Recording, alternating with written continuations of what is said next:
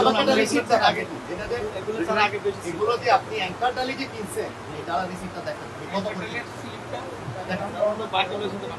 হ্যাঁ, বুঝতে পেরেছি। তার মানে আপনার কাছে নাই। বুঝতে পেরেছি। এখানে দেখি, এখানে কি আলাদা করে আপনি কোন জায়গায় দেখছেন না দাম কত? কোথায় বেশি লেখা আছে নাকি লেখা নেই? আজকে আমি যদি সাধারণ মানুষ হিসেবে আসতাম, আপনি কি এর কোনো দাম লিখে রাখছেন এখানে? আমি কিভাবে বুঝবো এটা কত যাচ্ছে না? আচ্ছা, আমরা যে কথাটা বলতে যাচ্ছি সেটা হচ্ছে যেগুলোতে এমআরপি নাই সবগুলোর দাম এখানে লেখা থাকে। কথা বুঝতে পারছেন?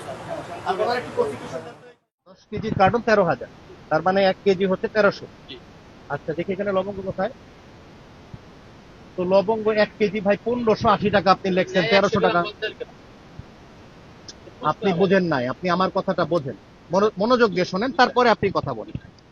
আপনার এখানে অনুযায়ী লবঙ্গর দাম হচ্ছে পার কেজি 1300, এখানে লবঙ্গর কেজি হচ্ছে 1580।